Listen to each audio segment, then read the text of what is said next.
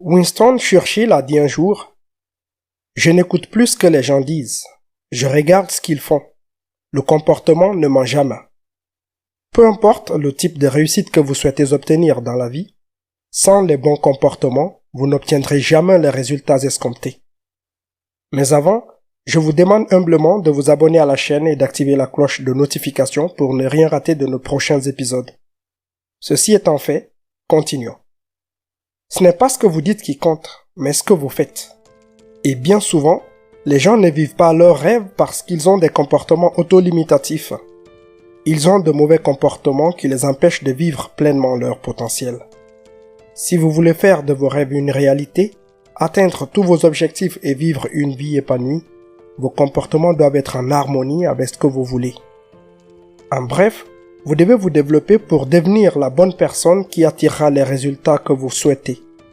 Vous voyez, vous n'obtenez pas ce que vous voulez, vous obtenez ce que vous êtes. Il est donc vital de développer les bons comportements. Et en même temps, vous devez aussi vous débarrasser des comportements d'autolimitation qui vous empêchent d'avancer.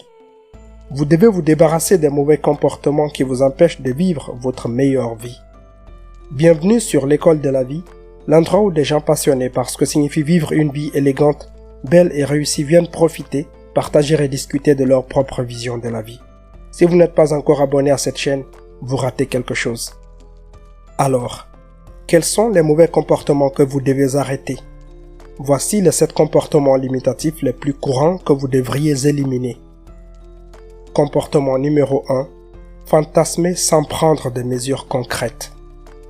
Rêver, c'est bien, mais rêver sans prendre de mesures concrètes, cela s'appelle fantasmer. Et ce n'est pas ce que vous devez. Trop d'entre nous ne vivent pas leurs rêves parce qu'ils fantasment trop. Nous ne prenons aucune mesure pour transformer nos rêves en réalité. Vous pouvez rêver de créer une entreprise, de gagner $1 million et de voyager dans le monde entier. Mais si vous ne mettez pas en place un plan et n'agissez pas, rien ne changera jamais. Vos rêves resteront des rêves. Savez-vous ce qui sépare ceux qui réussissent de ceux qui échouent? L'action. Les personnes qui réussissent et celles qui échouent ont toutes des rêves. Mais les personnes qui réussissent passent à l'action et transforment leurs rêves en réalité. Les personnes qui ne réussissent pas choisissent de ne rien faire et continuent de fantasmer sur ce qu'elles veulent. Ils continuent donc à vivre dans leurs rêves, tandis que ceux qui réussissent font de leurs rêves une réalité. Voici une citation que vous devriez toujours garder en tête. Un rêve avec une date devient un objectif. Un objectif décomposé en étapes devient un plan. Un plan soutenu par l'action fait de vos rêves une réalité. Ainsi, cessez de vivre dans l'imaginaire. Ne vous contentez pas de rêvasser et de ne rien faire. Passez à l'action. Passez à l'action. Comportement numéro 2. Pensez et misez trop petit. Un autre comportement limitatif qui empêche la plupart des gens d'atteindre un grand succès dans la vie est qu'ils pensent et misent trop petit. Et pourquoi cela? Parce que la plupart des gens ont peur de l'échec. De plus, la plupart des gens ont une perception erronée et croient que penser et miser beaucoup demande beaucoup plus d'efforts, ce qui est faux. Vous voyez, nous avons tous 24 heures par jour. Et ce n'est pas une question d'effort à fournir. Il s'agit simplement de votre stratégie. Exemple, la stratégie pour gagner $10 000 par mois est différente de la stratégie pour gagner $100 000 par mois. Et selon la stratégie que vous utilisez, vos résultats seront différents. Par exemple, si vous gagnez $5 000 par mois en travaillant dans une entreprise, comment pouvez-vous gagner $1 000 de plus? C'est très simple.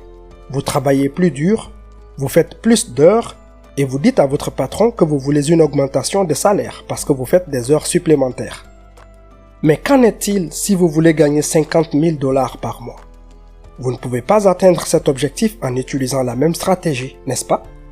Vous avez besoin donc d'une stratégie différente. Pour gagner cette somme, vous ne pouvez plus travailler pour un salaire. Vous devez créer une entreprise et devenir votre propre patron.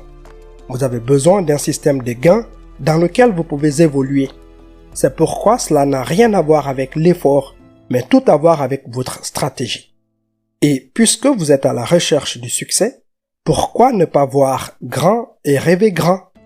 Plus vos rêves sont grands, plus ils sont inspirés et excitants. Souvent, trop d'entre nous misent trop petit parce que nous avons peur d'échouer. Il n'est pas nécessaire qu'il en soit ainsi. Puisque vous allez penser de toute façon, pourquoi ne pas penser grand? N'est-ce pas? Et puisque vous allez de toute façon poursuivre le succès, pourquoi ne pas miser gros et rendre vos rêves beaucoup plus excitants? Comportement numéro 3. Ne pas s'améliorer. Voici un autre comportement limitatif courant qui empêche les gens de réussir dans la vie. Ne pas s'améliorer. L'apprentissage est l'un des facteurs les plus importants de la réussite. Imaginez que vous ne lisez qu'un livre par mois. En un an, vous aurez lu 12 livres. Et si vous maintenez cette habitude pendant les 5 années suivantes, vous aurez lu 60 livres. 60 livres, c'est plutôt pas mal. Habitude numéro 6. Blâmer les autres et trouver des excuses minables. Avez-vous déjà fait des reproches ou trouvé des excuses? Nous le faisons tous. En tant qu'être humain, nous avons tendance à blâmer les autres et à les montrer du doigt. L'essentiel est que vous arrêtiez de le faire dès maintenant et que vous commenciez à assumer à 100% la responsabilité de votre vie. Blâmer les autres et trouver des excuses minables ne vous aidera pas à réussir.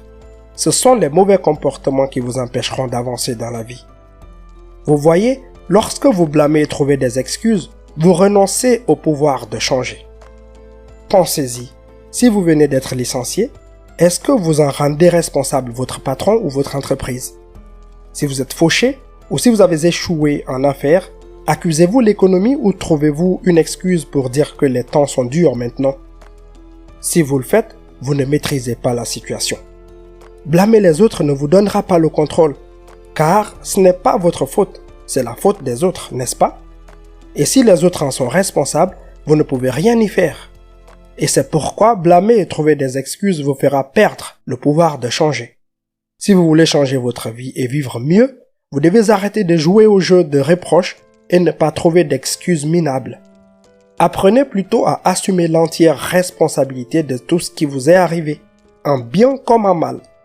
Une fois que vous commencez à prendre vos responsabilités et dire « J'ai créé ma vie », vous avez le pouvoir de changer car vous avez le contrôle.